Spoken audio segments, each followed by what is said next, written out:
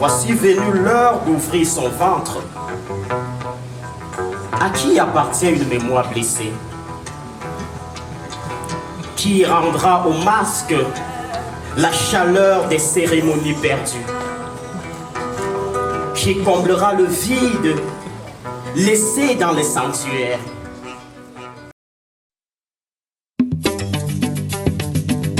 Benzekinam Jam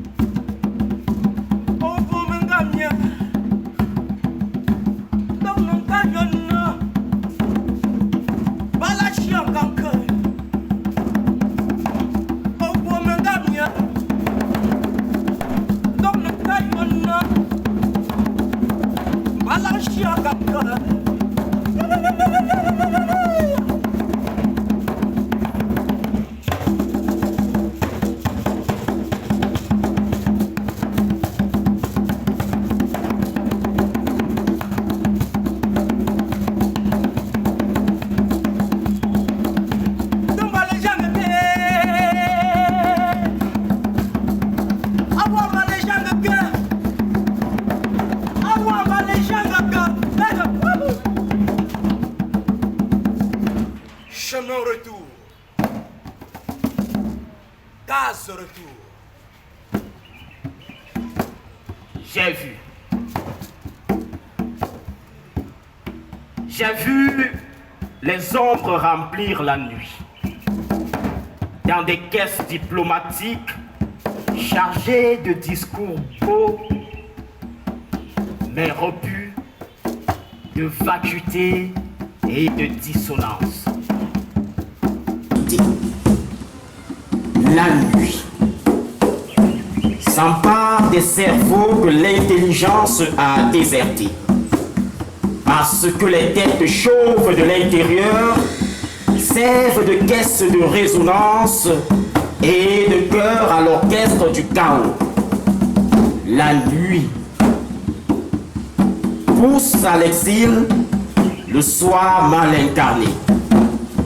La nuit immole à l'hôtel du claquant et du clinquant. Les souverains de transit, les historiens du dimanche, conteurs de nos héritages côtiers qui n'ont jamais mis pied à Djebale.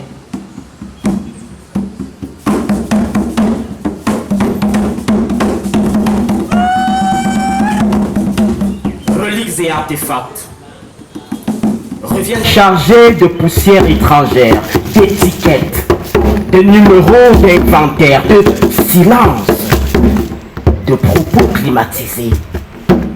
Bronze, masque, sceptre, statue, que des processions d'archives détournées du grenier des royaumes divisés. Si fétiche malsain vous fûtes, d'où vient-il tout ce sang versé pour s'assurer de vous déporter? Dans nos villages, nul regard ne se posait sur un masque comme on contemple un morceau de bois mort. Le masque était temple de la parole. Le masque était seuil et interface entre ceux qui ont construit leur case sur le dos de l'éléphant et le souffle incandescent des élus qui dînent avec les dieux. Le masque était la bouche empruntée par les morts pour continuer la conversation du monde. Alors, quand ils sont partis, ce ne furent pas que des œuvres d'art qu'on marauda. On émascula nos saisons, on emporta notre mémoire. Du syllabais de son initiation, tout un peuple se vit éloigné.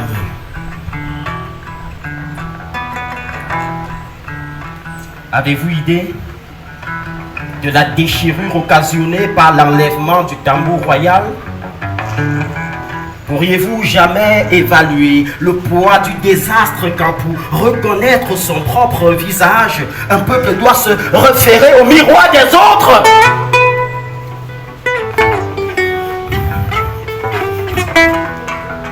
Dans les grands musées, où tombe la pluie en poudre, ils apprirent la patience des vitrines, ils subirent l'humiliation sans fond, ils connurent la mort dans les feux de leur nouvelle vie.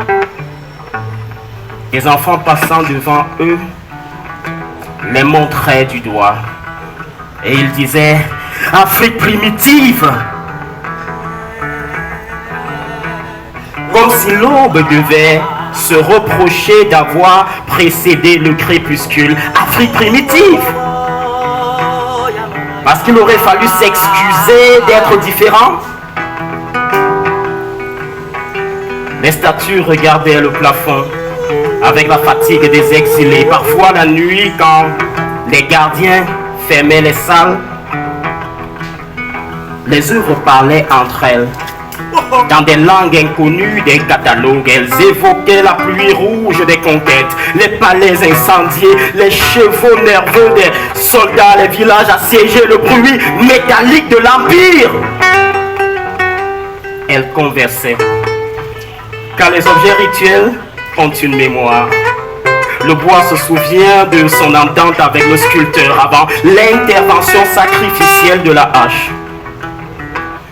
Le bronze se souvient du feu, comme les peuples se souviennent longtemps de la main qui les dépouille, puis prétend les conserver.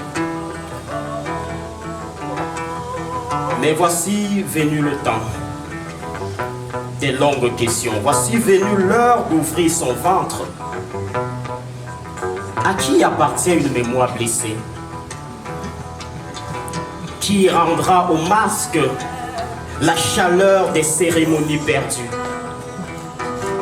Qui comblera le vide laissé dans les sanctuaires?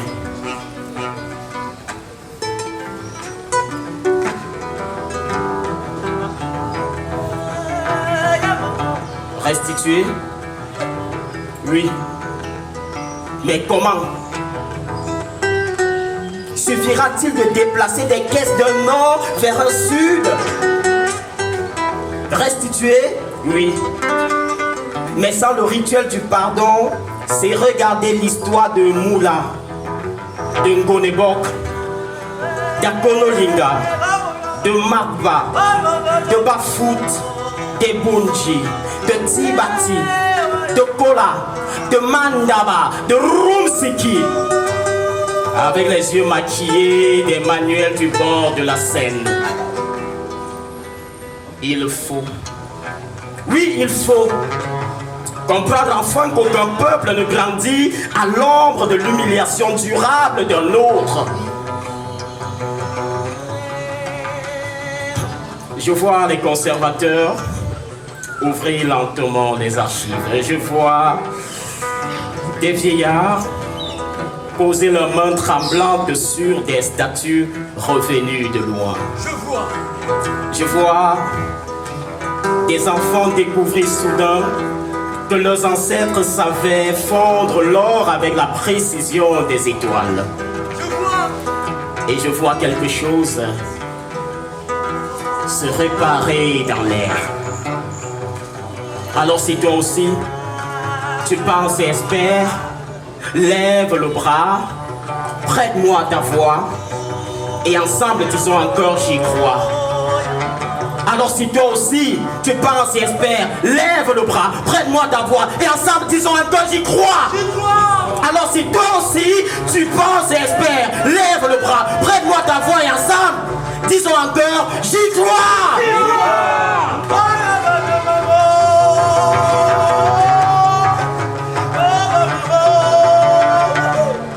Je crois à la réparation des fautes.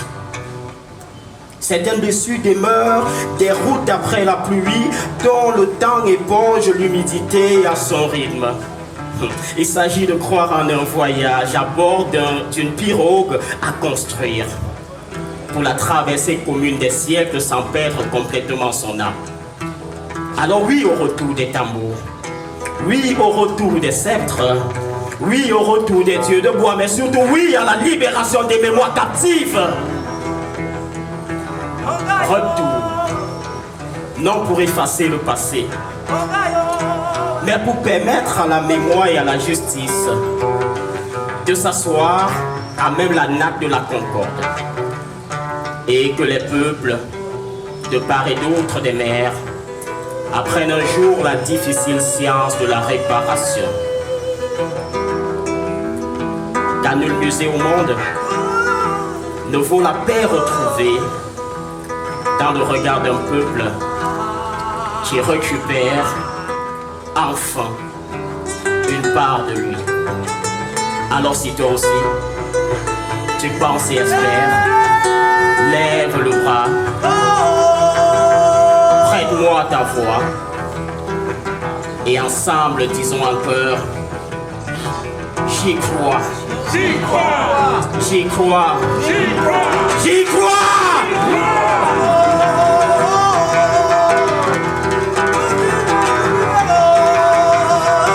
Je crois à la réparation des fautes.